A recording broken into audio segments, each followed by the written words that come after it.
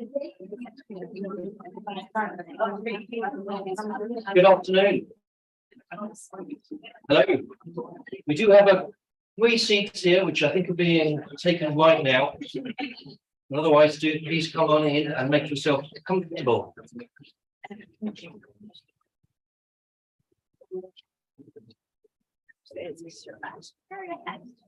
And if you get the door, please. Thank you very much.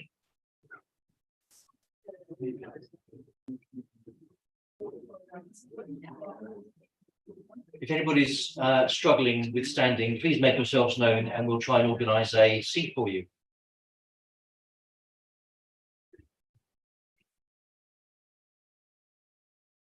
Let's make a start. Welcome to our side event, the theme for which is an online life, the importance of empowerment, information and safety.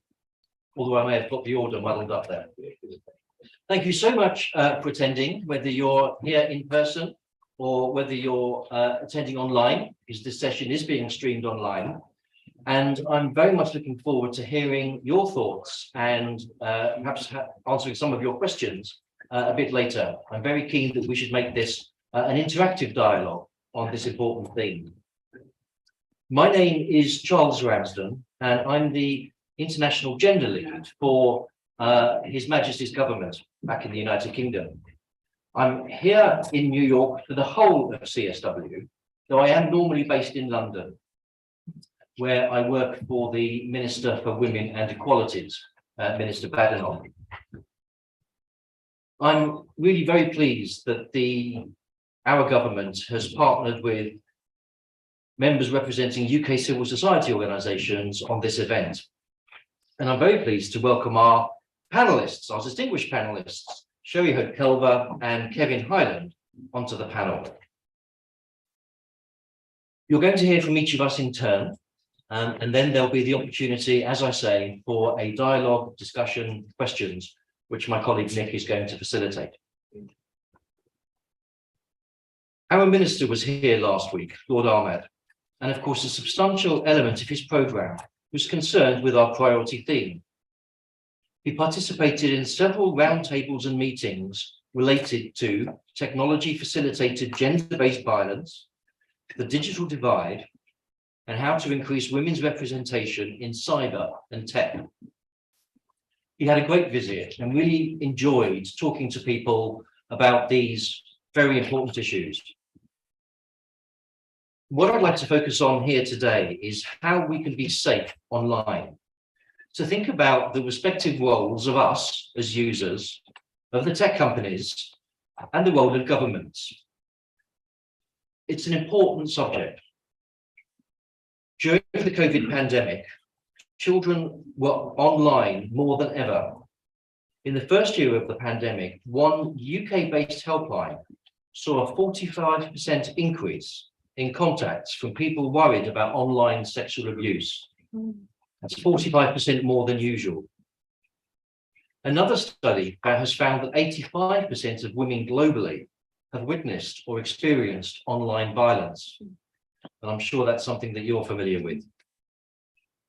I'd like to begin this session by telling you a bit about what the UK government is doing in this space. And the answer is that we have introduced some new legislation. It's known as the Online Safety Bill. It's a groundbreaking piece of legislation that delivers on the government's commitment. It made a promise before it was elected to make the UK the safest place in the world to be online. The legislation is designed to ensure that tech companies take more responsibility for the safety of their users, particularly children. At the same time, though, the bill will defend freedom of expression and the invaluable role of a free press.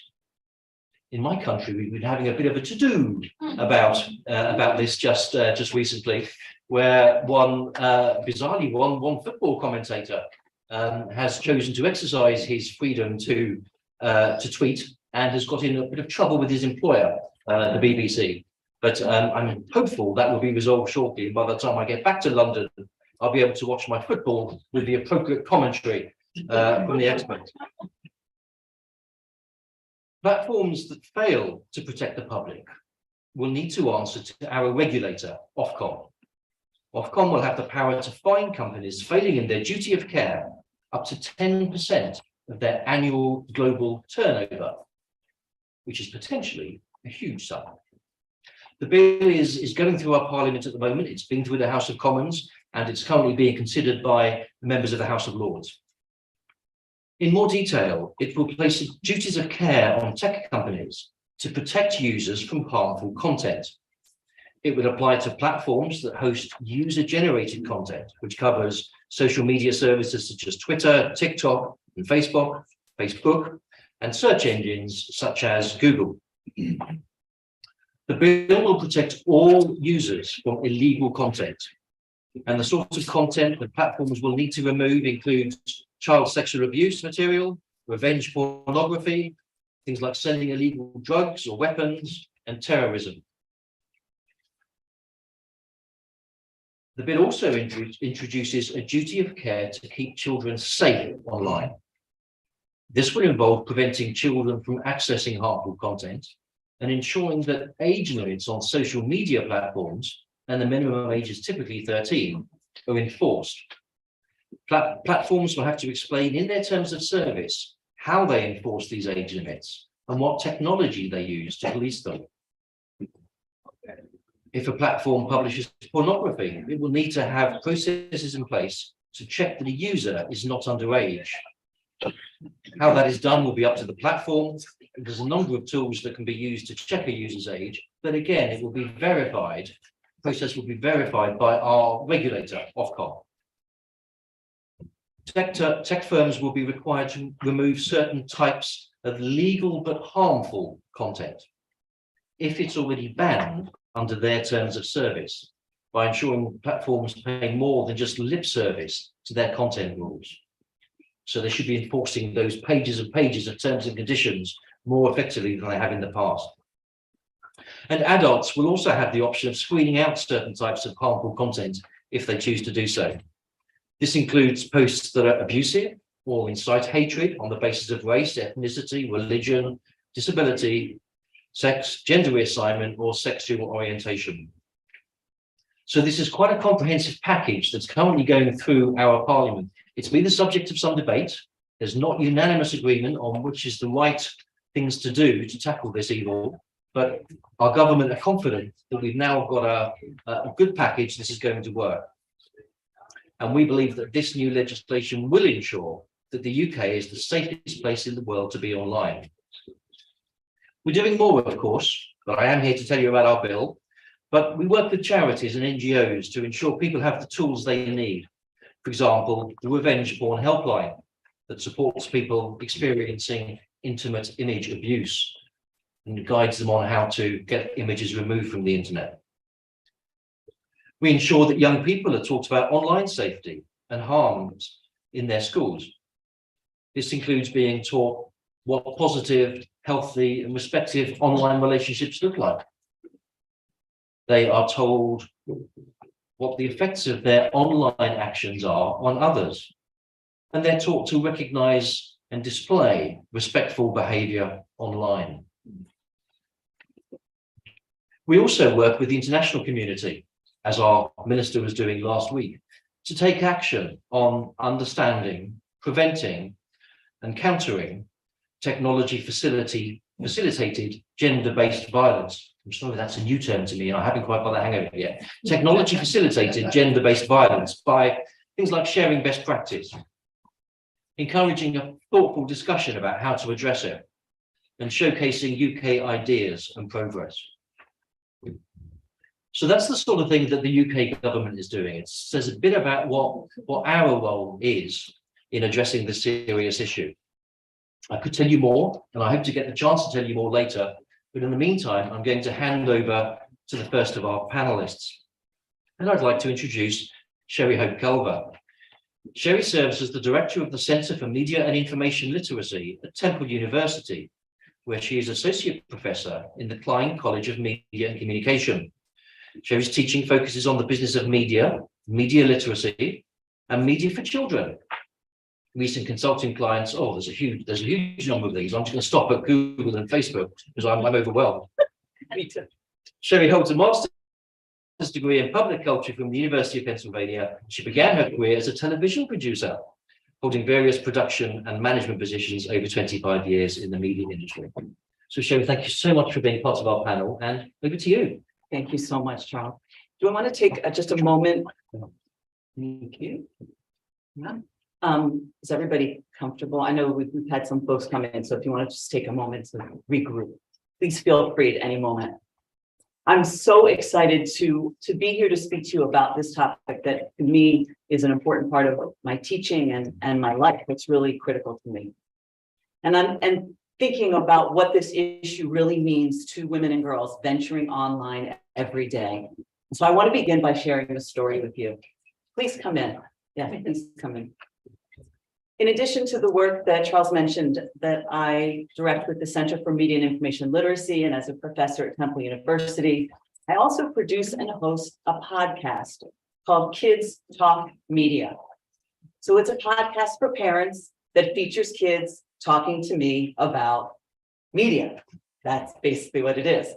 And over the past few years, I've recorded about 20 episodes, over 20 episodes of the podcast, each one featuring two best friends between the ages of 6 and 13 talk to me about their media use. They tell me about their favorite video games, movies that scare them, the joys and challenges of TikTok, learning how to present themselves on social media, etc. Well, shortly after publishing an episode with two delightful 7-year-old girls from England, I received an email from a parent of one of the children requesting quite emphatically that I take the podcast down. The parent was upset because he felt his child was exaggerating. Actually, he felt she was lying, what she told me about her media use. She and her friend told me they were on YouTube, Snapchat, Instagram, and TikTok. But the parent stated she had no access to those sites. They're not on any devices in our home, he stated. But the girls talked about the type of videos that people upload and how videos go viral. They talked about videos they emulate, like dance challenges and pranks. They understood the concept of gaining likes and followers. They conveyed that they had permission to upload videos without their parents' approval. I replied to the parent's email reminding him that listeners of the podcast would not know who the children were. I don't share last names or identifiable locations, such as a school name. But the next day, the parents sent a second email expressing more strongly that the podcast must be removed. I re-listened to the podcast. Because the girls provided details about their use, I was fairly certain the girls were telling the truth. Their responses were completely in keeping with children's access to media and use of media at that age, even at 7. The policies of the social media sites, as Charles mentioned, restrict use to children that should be your count over 13. However, use by children under 13 is very common. The parents escalated the situation the next day and began to actually threaten me with complaints to people that I work with. And so reluctantly, and for the first time, I decided to take the podcast down. The story I just shared actually is a common one. It's the story of a parent not acknowledging the very real possibility that despite all of the ways in which we aim to protect our children from any number of dangers, including online, they may still place themselves in harm's way. Ask yourself, did you always abide by your parents' rules? We have a global audience here today. You can be sure that girls are accessing images and information we would prefer they didn't. The truth is, we as women are also encountering images and information online we would prefer we didn't, sometimes dangerous content. We all need an awareness of media influence and making better choices about our media use and our consistently media-centered lives. But how? The impulse to protect can be strong. Those are the actions of parental controls, video game ratings, censorship, and government regulations. But when we understand how, when, where, and why media manipulates our behaviors, when we understand the power dynamic mix in a for-profit global media system, when we're aware of the pervasive and viral spread of mis- and disinformation, when we can distinguish between radicalism and opinion, when we actively engage in critical thinking about media and how it makes us feel, that is media literacy. And that is empowerment. What does empowerment in media look like for women and girls? I want to focus on 4 areas. I want to focus on self-esteem, on prevention, on the business, the media business, and on education. A focus on building self-esteem isn't just a media issue, for sure. Self-esteem is an issue that is grounded in real life. And yet we know that when girls and women lack self-esteem, it increases their vulnerability online. Across the world, girls are raised to be sociable, polite, friendly, nice, and agreeable. Girls are raised with a bias towards relationship building and finding the friend even in the stranger. Those traits continue online and lead to specific sociable behaviors, a willingness to engage with strangers or almost strangers online, a willingness to follow the suggestions of online influencers, a willingness to create parasocial relationships. Parasocial relationships are one in which a person feels deeply connected to someone online, often a famous person or a person that is in a well-known in a community or a celebrity, but that celebrity has no idea who the other person is. So for example, a woman or girl might follow the singer Adele on Instagram, learn what Adele likes to eat, what she wore when she went out on Friday night, and how her mother bakes cookies. But Adele does not know the woman or girl at all. Now imagine we swap out Adele and put a fashion influencer in her place, and I'll call that fashion influencer Alex. All Alex posts are super popular. Let's imagine she has millions of followers. Girls and women visit her site every day. Alex mainly posts about new style trends. She's uplifting, she's funny, but she also sprinkles her posts. You know, might have been Alexa.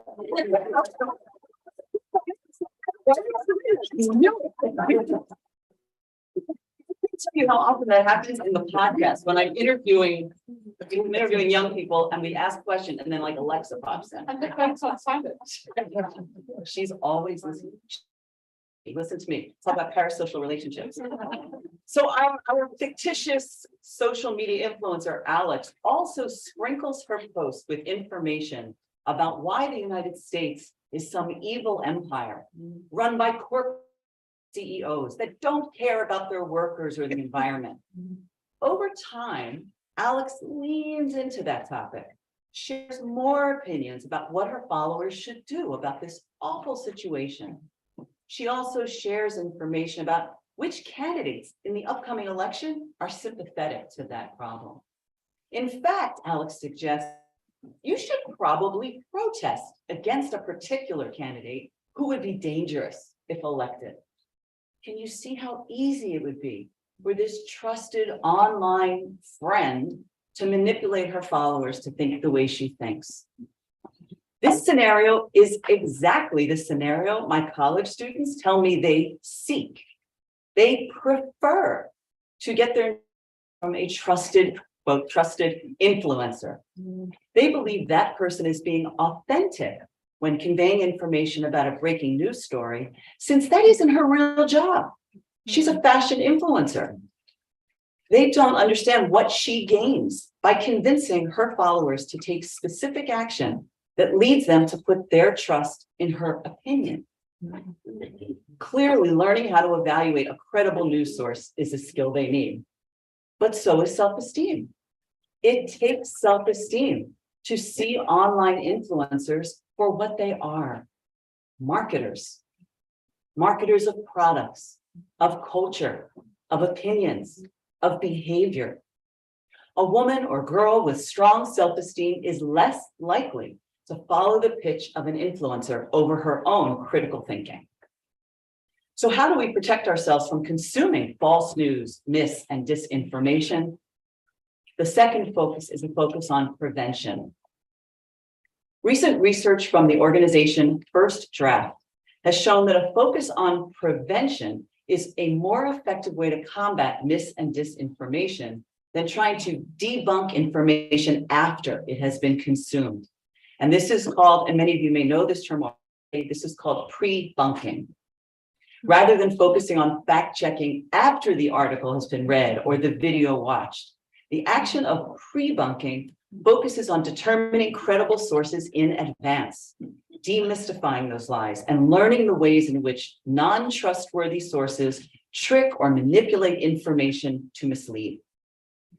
Because once people read a misleading news story or watch an inaccurate influencer's post, it is extremely difficult to change their mind, even if it can be proven that the original information was wrong. The key to building skills of analysis before we find ourselves in the midst of an entertaining media environment with persuasively crafted messages is prevention. A key to empowerment in the online space is understanding why that website or social media site exists and who it is meant to serve. And that leads us to a focus on the business. Users, we have been lulled into a false sense of freedom, emphasis on free when using social media. Since we are not required to make a direct payment for any use on social media, we forget that these companies only exist to make money for the people that own the company. Facebook isn't just suggesting a news source because it wants you to be informed. Facebook is suggesting a news source because it believes you will stay on Facebook longer if their suggested news source aligns with your interests. And the longer you remain on Facebook, the more ads you will see and the more money Facebook will make. The tracking of our actions on social media helps that company, or more accurately helps the algorithm, determine what to roll into our feed next to keep us on the site so they can make more money. There is a direct line from our engagement to money, whether that's Facebook or Twitter or any other for-profit social media site. Even those beloved online influencers flooding TikTok couldn't produce new posts every day if they weren't making money. Someone is making money somewhere, or the service would not continue. We must ask ourselves how these companies could be making money from polarization, extremism, mis and disinformation, trafficking, and other areas we consider dangerous. I am not suggesting that we need to boycott social media yet, but we do need to follow the money. Every issue affecting the safety of the online space ties back to a connection to money. What happens when a false statement or hateful narrative is uploaded on social media? That's when content moderation is supposed to step in, right?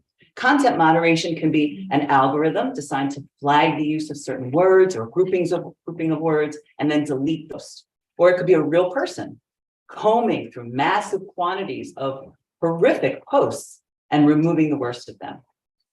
The social media companies themselves have reported the difficulty of keeping up with the volume of those flagged posts, because how many people can they hire before it is too costly to do so? Remember when Elon Musk purchased Twitter? Okay, we won't get distracted by that. One of his first cost-cutting moves was to fire most of the content moderation team. Within days, hateful language that had been removed from Twitter returned. And yet, social media is really amazing. It's fun. It's very entertaining. I have reconnected with dear friends, stayed in touch with relatives that live far away, laughed to a funny video shared by my sister. But it is our wide embrace of its fun and connectedness that makes it equally concerning. Social media is not just a place to be social. It's not even just a place used to sway opinion impress, recruit, influence, advise, entice, and persuade. It is a place for a select group of people to make money, a lot of money. Empowerment on social media means understanding that media is a business and recognizing that if we are not directly paying for the product, we are the product. Our data, our attention is the product. Empowerment helps us make better media choices for ourselves and our families. For that to happen, we need to focus on education, specifically media literacy education. I encourage you to think beyond media literacy, whatever definition you have in your mind right now.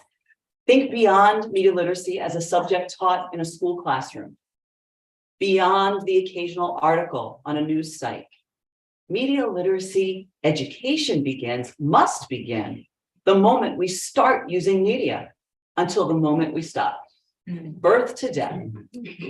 So I can almost hear you thinking, oh, Sherry, does that mean infants? Yes, it means infants. Toddlers? Yes. Grandparents? Yes, yes, yes.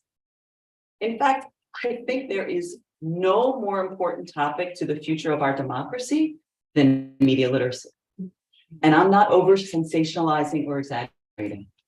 Where are people learning about math and social studies and astronomy? Media. Where are people gaining information about current events that will affect how they vote in the next election? Media. Where are people registering for a driver's license or gaining necessary healthcare information? Media. And more specifically, online media. Media literacy must begin the moment a parent hands their 1-year-old a digital tablet. Media literacy is in the conversations we have with teens about self-preservation, self-presentation, and self-disclosure before handing over a new iPhone. Media literacy is the need to share information about privacy and online scams with our grandparents and elderly citizens so they can engage online without being victims and stay in touch with friends and family. And media literacy is in the critical thinking skills we all need to combat misperceptions, prejudices, hate speech, or just for our own creative expression. In fact, all 4 of these focus areas rely on building media literacy skills. Focus on self-esteem, focus on prevention, focus on the business, and a focus on education. UNESCO has stated that media and information literacy for all is a key thematic area for education transformation, and I applaud that recognition, since there is no transforming education without the full inclusion of media literacy. The empowerment that comes from building effective media literacy skills is vitally needed. These skills can help women and girls protect themselves online and embrace the learning, the sociability, and the entertainment of the online world and new media worlds still to come.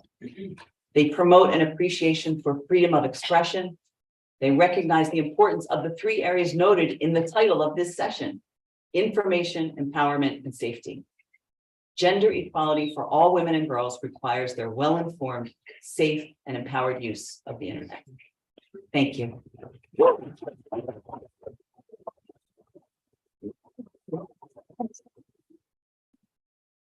Thank you, Sherry. It was absolutely fascinating. It's great to hear all your years of work condensed into a short space of time. But I feel that I've learned many things, and I'm grateful to you. Thank you. And I'm sure there's going to be questions and discussion for you later. Before that, though, I'd like to introduce my colleague, Kevin Hyland. Following 30 years in policing, including leading London's human trafficking unit in 2014, Kevin was appointed as the UK's first independent anti-slavery commissioner. He was the author of SDG 8.7 and led efforts for the eradication of human trafficking within the UN 15-year global goals. In 2018, Kevin was elected as Ireland's representative to the Council of Europe Independent Group of Experts for Trafficking. He was instrumental in the establishment of the group and remains chief advisor to the Santa Marta Group, a high-level partnership between law enforcement agencies, faith groups, and civil society launched by Pope Francis at the Vatican. So you will understand that we have in front of us a real expert, and we're looking forward to hearing from you. Thank you, Kevin. Thank you, Charles, and thank you to the UK government for hosting this event and for the panel that's here today and the outstanding presentation by Sherry. When we look at the issue of technology and its uses, and as Sherry has explained in detail, one thing that jumps out the page is globally, it's women and girls that are the primary target of exploitation using technology as an enabler. And this fact alone should bring urgency to the issue. The fact that the UK is now bringing legislation to address this is a step in the right direction. But it's one government, it's one country, and it doesn't cover all elements of where exploitation may occur, particularly those that may be disputed or in the grey areas. For example, adverts across the world, often funded by or benefiting organised criminals, sell women for exploitation. And generally, these go without any form of policing or disruption, while generating millions and billions in criminal profits. And we see offers of work online, behind which is a life of misery, as a domestic worker, as a hospitality worker, which ends up in hell. So the work between our internet and exploitation and the linkages are very clear. Those offers of work and exploitation move across the internet in seconds and reach thousands and sometimes hundreds of thousands, and yet little is done to challenge it. I will talk particularly around the issue of human trafficking in this context, because as we know, the highest percentage of people who are trafficked are women and girls. And this is a crime that has over 50 million women, girls, men, and boys exploited each year, generating profits, as Sherry says, to the tune of trafficking $150 billion US every year. And if we look at the fact that the OECD countries' commitment and donations in 2022 to development was 187 billion, money earned by trafficking almost wipes out that dollar for dollar. But what we need to remember is a lot of the money in that 150 billion is transferring through legitimate companies. It is transferring using technology. Whether that be in some of the biggest companies in the world, whether that be in the financial industry, or whether that be somebody who is running a sweatshop in Southeast Asia. This money is transferring across the internet, and again, without any interruption whatsoever. And another issue is we talk about equality of internet. Well, why is it that migrant workers who move from Southeast Asia, for example, to another part of Southeast Asia or to other parts of the world aren't entitled to bank accounts? And when they do their remittances back to the country, after it's been pillaged by the criminals that are exploiting them, is then charged 11%. Whereas we can use online platforms like Revolut and charge nothing at all. So we're allowing inequality to be expanded as the materials and opportunities and facilities open to us to exchange money, to exchange currencies, but we're not making sure that is available to the most vulnerable. And what often happens to a woman or a girl or a boy or a man who ends up in a situation whereby they are vulnerable, where they are exploited, and they perhaps land in a safer area, they can be blamed for their situation. I have met mothers in France who are mothers of Syrian children who handed their children over to be taken across on ferries to the United Kingdom because they feared their child would die. I heard people say they must be terrible mothers. They were mothers who were scared their child would die and hoped they may get a better life somewhere else, hoped that somebody would look after them when they arrived in what they thought was a safe country. Because the treatment of them that I saw in northern France, of being sprayed with CS gas, of their shelters being knocked down, of their tents being taken away, their sleeping bags being taken away, doesn't amount to what I think meets the European Convention of Human Rights. But also this online exploitation, as has been shown, is funding terrorism. It's permitting rape, loss of life, recruitment of child soldiers, and many other human rights violations. This is how serious this is and what it's connected to. And we have to applaud the UK government for the steps it's taking, but it's one country at the UN. And it always takes one country to take a step forward and to actually start the debate with others. But I think we need to go further. And working with the Santa Marta Group, we have 6 principles that we think need to come in to actually bring accountability to the exploitation that happens online, but also that happens as a result of being online. And these are government procurement. The US government, for example, is the biggest procurer of services in the world. But G20 countries account for 85% of the world's economy. Their business activity, their buying with our taxpayers' money, should not be funding exploitation, human trafficking, or any other form of exploitation. And their power to influence technology during that process and to use technology to monitor how goods are purchased is incredible, but they don't use it. So we need to make sure that government procurement and all business activity doesn't benefit from anyone's exploitation. The second thing that Santa Marta Group has prioritized is the fact that the money earned by these people, Pope Francis has called it blood money. So let's create a notion of tainted money. Now, to some degree, the UK legislation is going to be that, because you can be fined up to 10% of turnover, which is an enormous sum of money and actually beats GDPR regulations by 6%.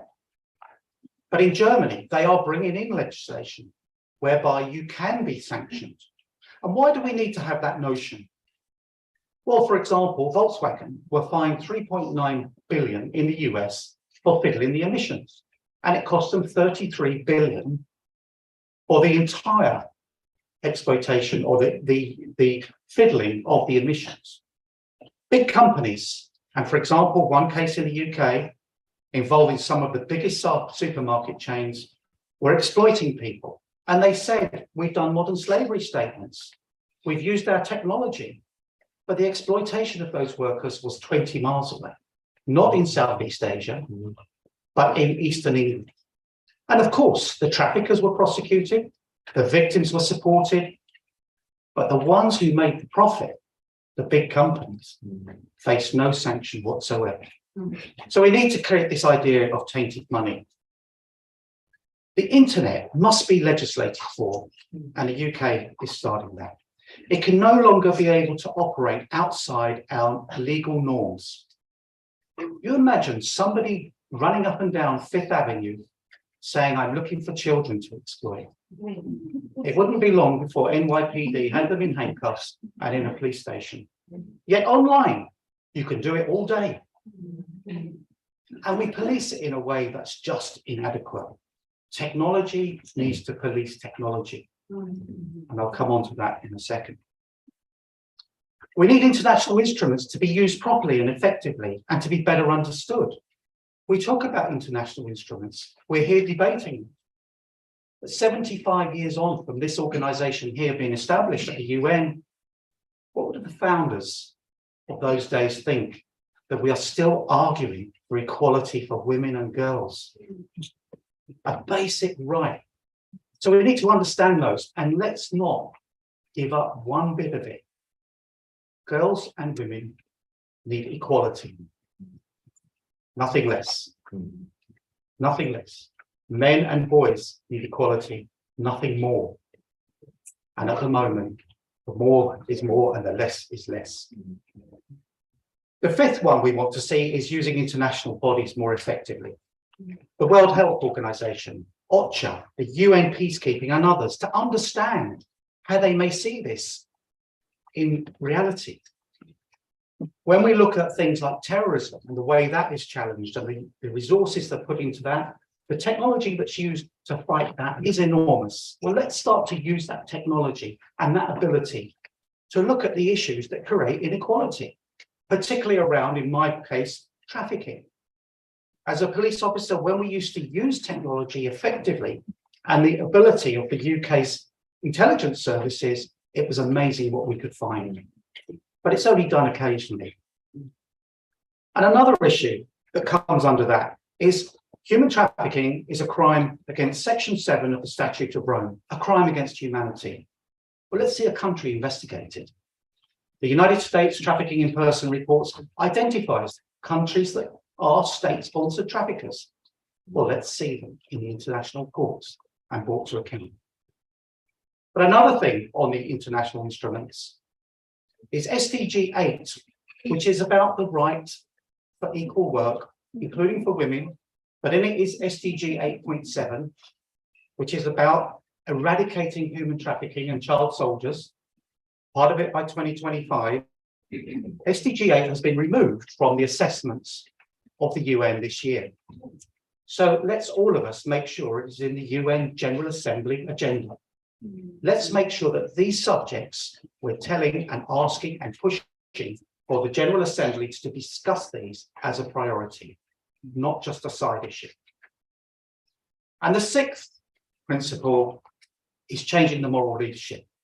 The leadership of those at the top, as Sherry says, the companies, politicians, governments, faith leaders, criminal justice leaders. We need to make sure that they are acting in a way that is in the interest of children and women who are being exploited online. They have to stop it. They have to make it happen. It's within their grasp. And as I said, legislative reform is needed on how we police technology. I was a police officer, and you joined to be a police officer for a certain reason, to protect the public. But policing technology is a different style. We need to consider having a technology process that is funded by the technology companies, not our taxpayers' money, not our council taxes, but the business themselves. And when they slip or they don't stand up to the standards, they're sanctioned. Many of us here will fly home. When we go to an airport, we don't hope that the security is okay. It's done. We don't hope that the plane is going to get us home. The technology, the standards. When we get in the taxi, it has to have tires that are checked. It has to have a driver that's qualified. It has to have all these policies and processes that we have to follow for us, because we can afford an airline ticket. Those people that can't afford an airline ticket, those people who are the most vulnerable, what do we do for them? And it was amazing. I was in Nigeria, in the most rural part. And one of the places I visited was a leper colony. And I met this woman there. She invited me into her house. She was deformed, but she had a mobile phone. And in Africa, they have quite a good network because it's quite modern. And she showed me her phone, and she had a picture of the Houses of Parliament in London. She said, in very poor English, but she said, this is your home. I said, yeah. She said, it looks beautiful. And she offered me a drink, a cup of tea, and we sat there, and she said to me then, you came here, your country, your Western world, and you cured us of your leprosy, of our leprosy, your medical treatment, and we thank you.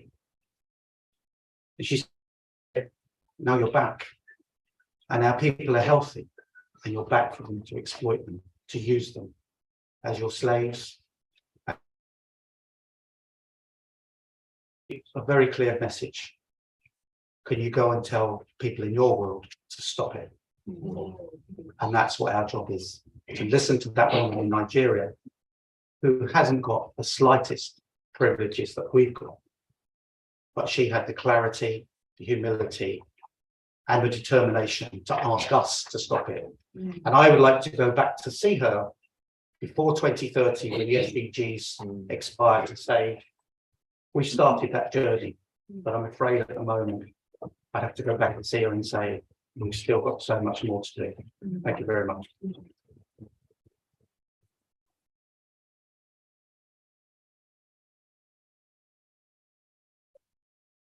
Thank you very much, Kevin. And I think you've made us understand that there are some really very serious issues here that we need to move quicker on. And I shall certainly take that message home to my government and to Lord Ahmed, although I'm sure you're doing the same thing as well. And that's right, of course. There is a role for all of us to persuade the leaders that Kevin was talking about, whether it's business leaders, politicians, to take action quicker. Well, thank you so much to my panelists for those interventions. We do happily have some time left for questions and discussion. I'm going to hand over to my colleague Nick Newland, who is here representing the Associated Country Women of the World, who is going to facilitate some questions, some thoughts, both from you here in the room, but also I think maybe looking at some of the comments online. Thank you, Nick. Absolutely. Thank you, Charles. Good afternoon, everyone. I think we'll actually start with some of the questions online as they flow really wonderfully into points that both of our panelists have just raised. And one is around,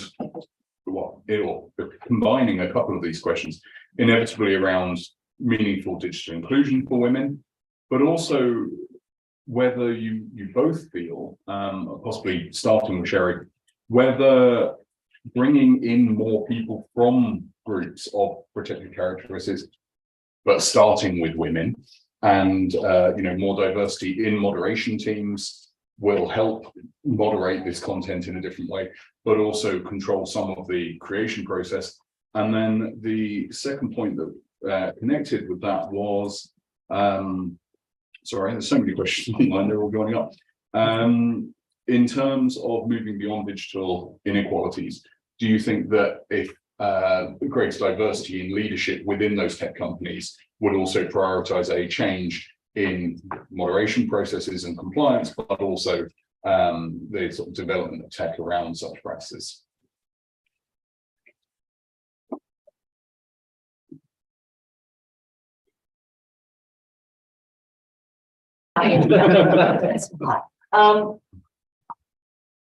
There's quite a lot that the tech companies could do if they wanted to.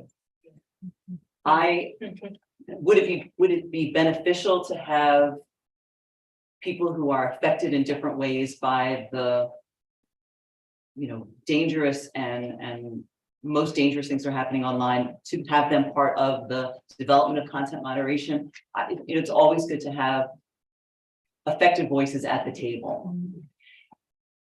But I think that the missing piece is just the prioritize. I mean, I feel like it's something that, Kevin, you touched on. It's the prioritizing of it, and for the tech companies to have at the most basic level of creation of anything that they make, the protection of children and the protection of people, just to be a safe space should be the foundation upon which whatever else they build is built. And I believe that they're entirely capable of doing that if they wanted to. And so that our voices and voices to each other, voices online, voices to our governments and elected officials, all of those are important to help raise that up. And I think it's getting the people in leadership positions to recognize that nothing you do should be happening before the safety of the people that are using the space that they're in.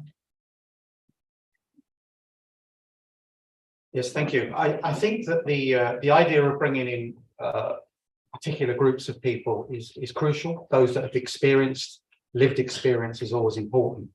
And in the trafficking world, there's an increase in what's called survivor leaders now.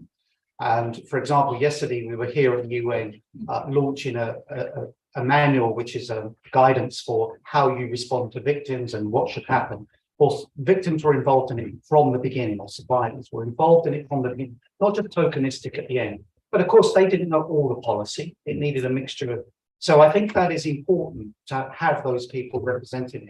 I also entirely agree with Sherry that the tech companies have got the ability to do this. You know, they've got the ability to, you know, as you said in your presentation, look at through algorithms what we like and then force it onto us. And I'll give you a good example of where technology was used very well, was people leaving Ukraine.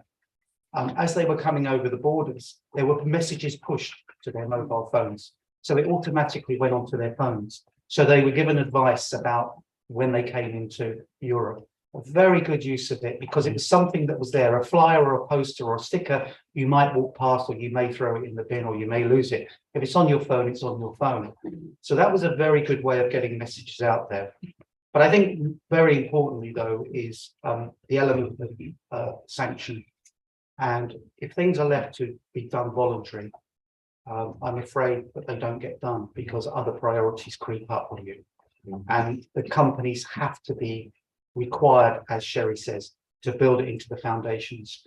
Going back to my example, my analogy with airlines, there were 2 planes that crashed, Boeing 737s, because of a technical issue.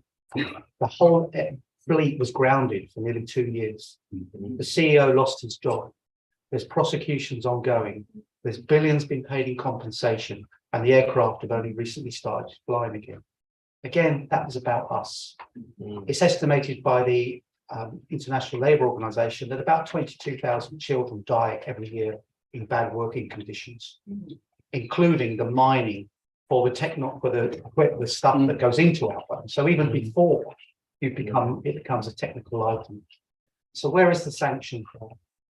So we really need to build the foundations that are built on health and safety, the safety of people, the safety of children, the safety of women, and it needs to be a legal requirement. And if you slip, then there should be a sanction. Can I have one quick other thing? This week, TikTok, or maybe it was last week, TikTok announced that they were starting a policy that for their users 18 or younger, there would be an automatic limit of 1 hour on TikTok, which if any of you are on TikTok knows that an hour on TikTok can go by very quickly. Now, after an hour, they have to put it will automatically kick them off. It's a self-appointed code that you put in to extend your time. So I can predetermine that my code is 1, 2, 3, 4, 5, 6 and put it in. So you might initially feel like, well, then they can get on for more time. But it does force that thought process. The reason I bring it up here is that was such an easy move. That there are things that they'll do later after people are showing story after story after story of the harm that is caused. But something like that could have been done from the very start. And that's what we're talking about, thinking about the safety at the start. And actually, the UK has been a leader in that, in having children-centered thinking about the online space first. But as you noted, it needs to happen every year. Thank you. I think 2 points that came out. One, the point about sanction and the value of sanction versus profit. I think back probably not that long ago, but I suppose it's now probably best part of 20 years. 2 super tanker leaves, is found in international water. The owners are fined $10 million. They make $300 million on the fuel. That's just a cost of doing business rather than a genuine sanction. And the scale of these tech companies is similar. So the tainted money, making it more of a moral concept is interesting. I think also to Sherry's point around Twitter, Facebook announced 2 hours ago that they are cutting 10,000 staff by the end of this year, which will inevitably affect their moderation capabilities as well as their recruitment. Do we have some questions in the room? Lady on the floor there, sorry.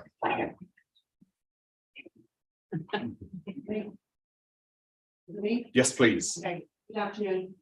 My name is Lorraine Cunningham and I work for the Women's Collective Ireland, and we work with all grassroots very marginalised women. We were at one of the events the other day, and I can't remember the lady's name, from Denmark, and they seem to have really got grips with how this technology would work much better for everybody in the world. And I'm wondering, like, from the UK aspect, would you consider following some of their ideas on how to criminalise and force the big tech companies to pay the penalties. Okay, thank you. And I'll come to this later. Sorry, you got gazumped.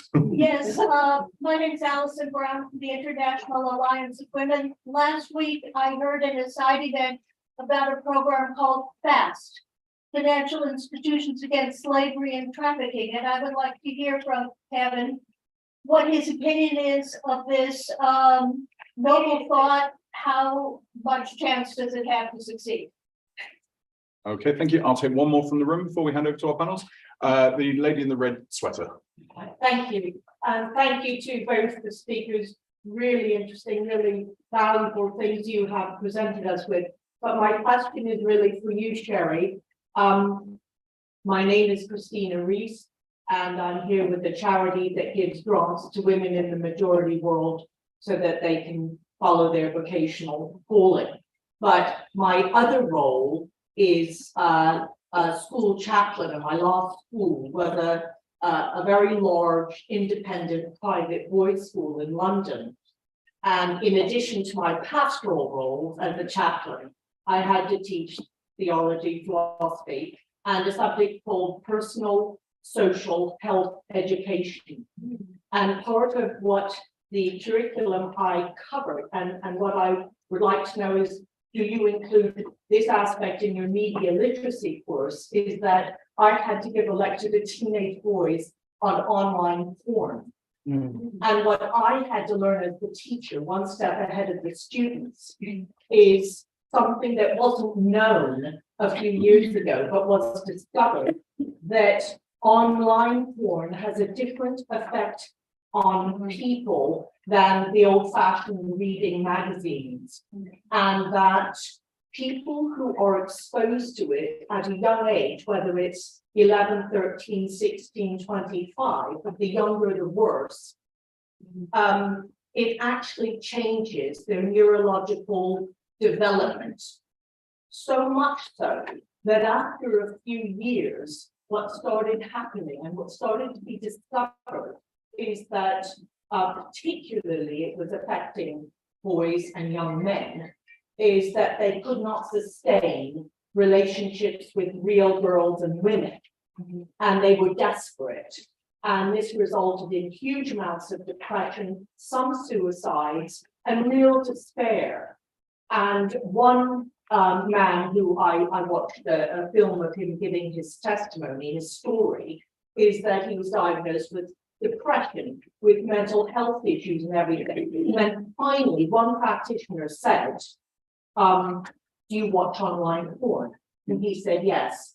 And the whole thing changed and he was given help. And now online platforms and organizations helping, because it has been discovered that it is the most addictive thing on the internet. The most. Okay, thank you. What Sorry. I can understand is that being taught, is part of media literacy, is do not let your young person watch that. Thank you very much. I'm going to move on because I'd like to give our panelists a chance to respond. And we do have some more questions. So Sherry, Kevin, Shall I kick off? please. Oh, well, yes, thank you for your questions. And there was one specifically directed to me, which was about would we learn from Denmark? And the answer is absolutely yes. We are really committed to making the internet safer. And in fact, we have learned from Denmark. They have done some tremendous work on the role of men and boys and toxic masculinity. And we've adopted some of their ideas because they did some really interesting research. And I just wanted to come back to that, also just that point about pornography, where I mean, you're right, it's everywhere, it's increasingly dangerous, I think, and I'm sure you're right that it's addictive. And I just wanted to remind you that under our legislation, under 18s won't be able to access pornography in the UK. It will be up to the platforms to ensure that they have age verification. That's something that we've been working on for a long time, and we believe that it will make a difference. Thank you.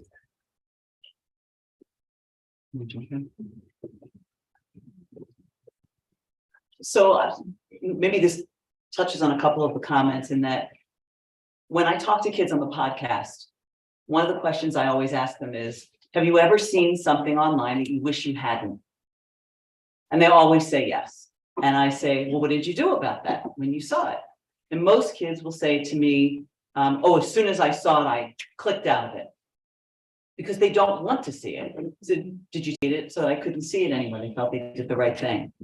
And that, so the ability for kids to access that content, to me, is not, even though seeing pornography, I don't doubt for a minute, as you mentioned, like that the way it is affecting their ability to have relationships and all of that.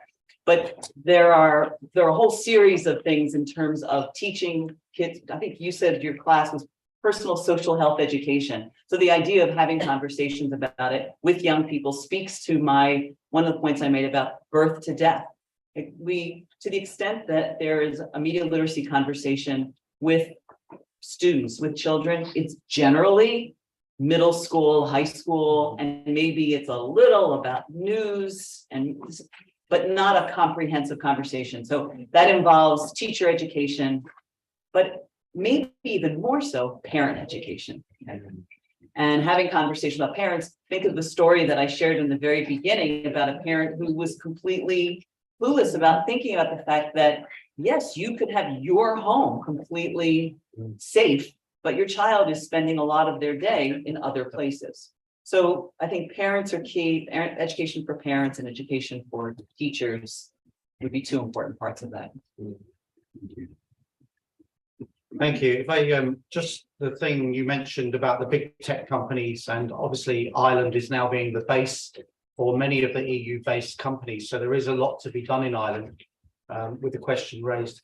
But there has been legislation brought in Ireland by the Minister of Justice about online exploitation and sharing of images, which has been now a criminal offence, a kind of a more diluted version of the UK legislation. So there is something there. The question about the finance. There was work done by the UN University, funded by Liechtenstein and the United Kingdom government, which produced a report on finance and trafficking and exploitation. It's an excellent document, and it leads into showing how finance can prevent this. So I think the work of FAST is essential and is a movement on from the actual report and the research that was done. So yes, I think there is hope with organisations like FAST. And going on to the PHSE that you talk about, in Ireland, again, there is training products that have been developed, which involve An Garda Síochána, which is the Irish police, TUSLA, which is the Irish childcare services, business sector, international organisations and NGOs, and that's being rolled out across Ireland in schools, starting in rural Ireland, not just Dublin as well. So there is work being done on that.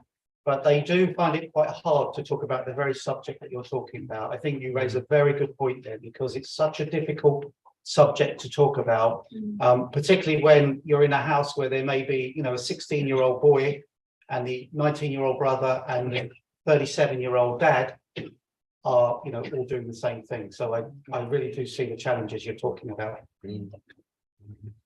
Thank you. I know we do have some more questions in the room. A comment more than a question online from someone who may be immediately obvious from the point, but pulling us back specifically into being at CSW, and first mentioning the paragraph currently in the agreed conclusion drafts regarding widows, and widows being a major driver of, as Kevin said, children being separated from families, and indeed generation of migration due to conflict and other problems.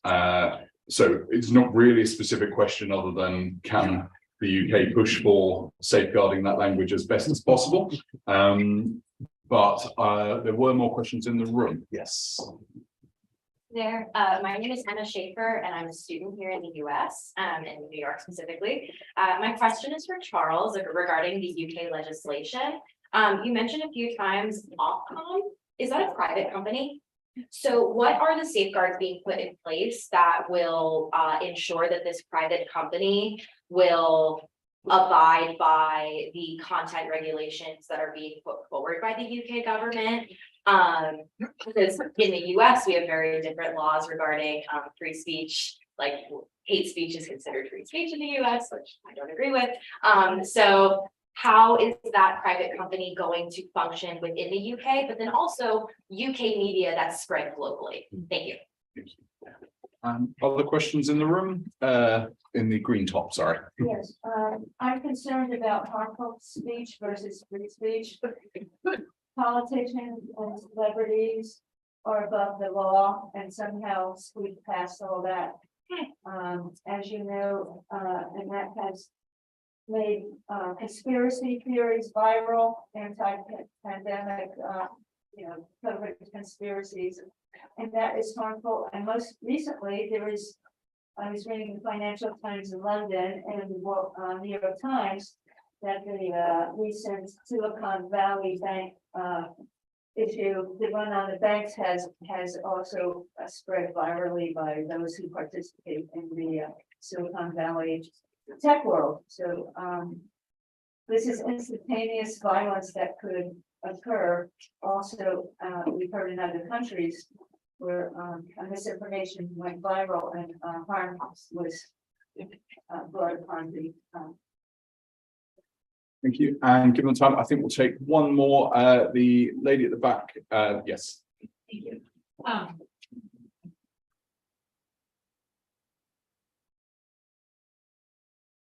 Thank you so much. Wonderful conversation. Just a few quick comments and a question. The technology moves at a pace which is absolutely insane, right? And so by the time we come across, doing some of the education on porn and other things we're discussing, meanwhile, you have people such as Yuval Harari, if you've read his book, Homo Sapiens, and they're discussing how technology is actually manipulating us, showing us, so it'll know us better than we know ourselves. So the other thing that I think about is, the technology companies that you mentioned, and I think the gentleman here mentioned, politicians. So I put politicians similar to technology companies, they have different values.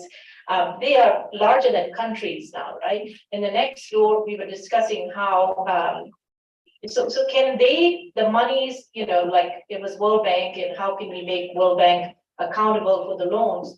Well, they have earned the amount of money that technology companies have earned in this last just COVID years. It is absolutely, it's not fair. And if you're talking inequality, this is the under equality that I wanted to point out, for the ordinary customer to working with these mega country, larger than country, more powerful than governments and leaders spaces. And so I think it would take a collective. Sitting here in the UN is a wonderful space to see how Ireland, Denmark, UK, and with the GDPR and other things that are happening, to truly think ahead of the curve, just like they are thinking ahead of the curve, and put some responsibility on themselves. So I think those are the things that I kind of really think about, and not just, and I'll finish with that, just not just educating the youth on some of the basics of literacy, but also can we talk a little bit of the futuristic lens, what is coming down the line, so they can acquaint themselves with that. Thank you. Thank you very much. So with probably 2.5 minutes each as we wrap up, Ofcom, accountability, financial, and the global mega state. Okay, well, I can deal with Ofcom quite quickly. It's a government body. It's an independent regulator that regulates TV, radio, and online. And as such, it's empowered by the government to do things like take down websites and to regulate TV and so on. So it will be tasked by government. It will be told what the limits are, and then it will enforce. And I was just going to respond to one of those other points about the pace of technological change, which is actually quite scary, isn't it? And what we are trying to do is by placing duties on tech providers on the platforms, then what we're not trying to do is to keep up with the technology. So we're not trying to sort of lay down standards. We're not trying to lay down particular sort of bytes and things, but it will be for the providers to ensure that their services are compliant with their duties. So as their services change, as the technologies change, their duty will remain, and they will still have to abide by it. I'm happy to talk a bit more about Ofcom later, although I'll probably have to do some research before I do. Thanks, Nick. So I'll just quickly talk about just to support Charles in what he says there. Setting the rules is important, and the fact that technology moves on should be irrelevant. If you think about, driving, there's cars that can do 250 miles an hour, but they're still limited to a speed limit on the road, and they still have to comply with all the different regulations that we have. So the rules and the regulations that the UK is introducing, you can develop what you want. It can be as fast as it wants. It can do whatever it wants, but it has to comply with those rules. So I don't think it's about responding. It's not about responding. It's about preparing and preventing. I think that's the whole idea of the UK legislation, I think. And the question that was brought up about World Bank and finances and all the rest of it, there are things like, for example, in trafficking, those that know the US tip report and the State Department report, if you're on tier 3 list of that, you can then lose any support that you get for finances through the World Bank that's supported by the US. You can also get other sanctions if you are failing to respond and have your support for trafficking and your responses to trafficking up to a standard. So I think things like that, where as you say, some of these companies, in fact, I think these companies would nearly become a G20 country if they came together. And I was not that long ago at an event where the 5 big high-tech companies were there, and they were talking about, one of the biggest was talking about how they introduced an app for parents and a project for schools. And I asked the question, how much did that cost? And we were talking about, $100,000. And, my point was, busy parents, you're giving them another job to do to protect the children from what you're allowing to come over the line. And then teachers who are, already very, very busy, you're then expecting them to become almost the police of the system that you provided that comes into the classroom, comes into the bedroom, and then you're saying, by us giving you an app or a project, that will solve it. No. And I think the UK model is the beginning of that, but we need it across the world. We need certainly all the G20 countries introducing that model. Few times, maybe it's time. Yeah, if we're I think no matter what we talk about, it's always going to come back to money. And I really think it's important that as you think about the actions you can take, whether it's your country or your individual organization, you want change. When it comes to the tech companies, money is what's going to have a big impact. The regulations are necessary. They will not change. I 100% agree. If there is not some strong reason to change, some punitive reason to change, they will not. And a really good, insightful moment of that for me was a couple of years ago. Mark Zuckerberg, the CEO of Meta, now Facebook, was on Capitol Hill in the United States and was speaking to some of the legislators and actually talked about why he wanted there to be legislation. And I remember when I first, a regulation. When I first heard it, my initial reaction was, why would they possibly want a regulation? But the truth is, it's a business decision on his part. If Facebook makes the decision, then it has the potential to hurt Facebook's bottom line. But if they all have to make the same choice, then they will all be affected equally. And that's why the regulation is key, because that's the way to hold the industry accountable and not for it to necessarily just impact the money of one company or another. So as you're thinking about the ways in which this can, you have to sort of put yourself in the mind of the heads of these companies and think about how that action can shift, your actions can shift what they do. All done. Thank you for facilitating that session, Nick, and for figuring out not just the easy questions, I suppose.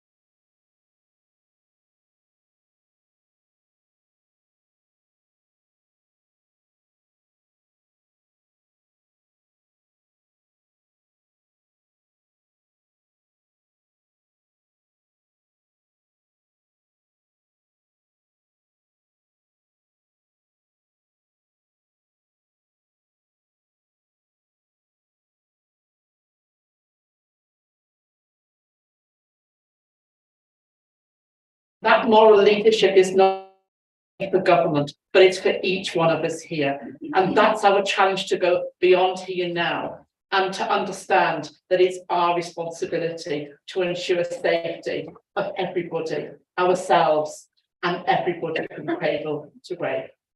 Thank you. Thank you for being here with us.